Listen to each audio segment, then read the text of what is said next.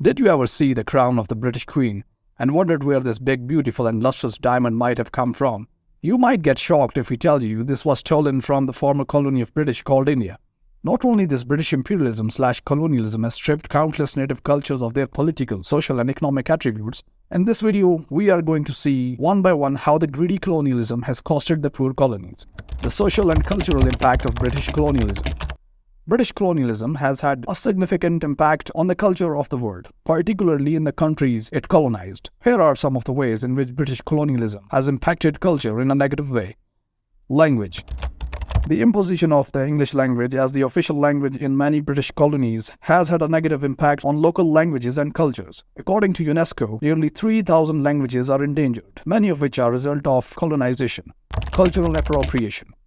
The British often appropriated the culture of the countries they colonized, including music, art and fashion. This has led to the commodification of cultural artifacts and loss of the cultural identity. Today, many British museums will vouch for the stolen heritage of the colonies from around the world. Religion. The imposition of Christianity on many British colonies has had a negative impact on traditional religions and practices. This has often led to loss of cultural identity and marginalization of indigenous cultures. Today, Christianity is a state religion of many former colonies, thanks to British and their Christian priests who doomed the local ancient religious beliefs and saved many souls from eternal fire. Education. The British wanted the local population to be educated, but only to an extent where people could only become compliant clerks for the British establishments. For that, they brought some educational reforms. Now, it does not mean that there were no university graduates. Of course, there were some, but only those who were wealthy and privileged. They could acquire higher quality education, and that too in the countries abroad. By and large, the masses remained illiterate and ignorant. And why not keep them this way? Because if they become educated, they could ask for rights and freedom ultimately. Social hierarchies. The British often imposed their social hierarchies on the countries they colonized, reinforcing existing caste systems and creating new hierarchies based on race and ethnicity. This has led to discrimination and marginalization of certain groups. For example, British granted huge real estates to feudals to keep a check on the political uprising of the masses. Art and culture. The British often imposed their artistic and literary traditions on the countries they colonized, leading to a lack of appreciation for local art and literature. This has led to the loss of cultural identity and marginalization of local artists and writers. For example, the commencement of company painting in India, which was fusion of the British and Indian painting styles, caused the loss of local painting formats. The economic impact of the British colonialism on the world. You see, the most primary driving force behind the colonization is always the exploitation of the natural resources of the colonies, and the British were no different. Now let's see how the British have plundered the resources of poor nations. Exploitation of resources.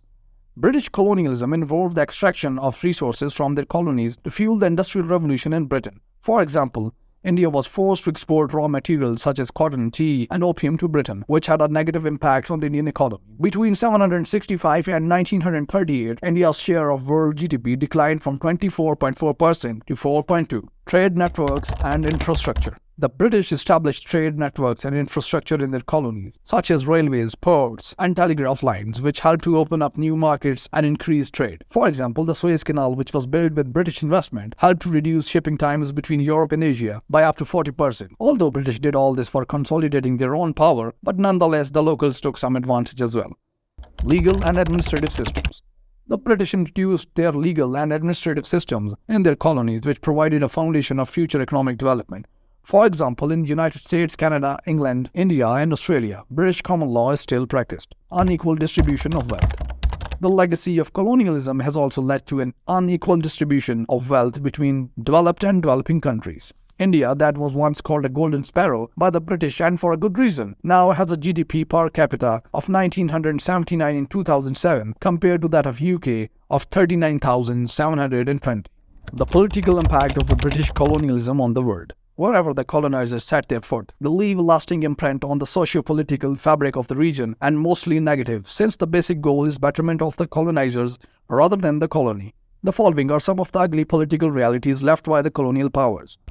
Political instability. The British colonial policy of divide and rule often led to the creation of artificial borders and the manipulation of ethnic and religious tensions. This has led to political instability in many countries, with conflict and violence often breaking out along these fault lines. For example, the infamous political doctrine of divide and rule was aptly used by British in many African and South Asian countries.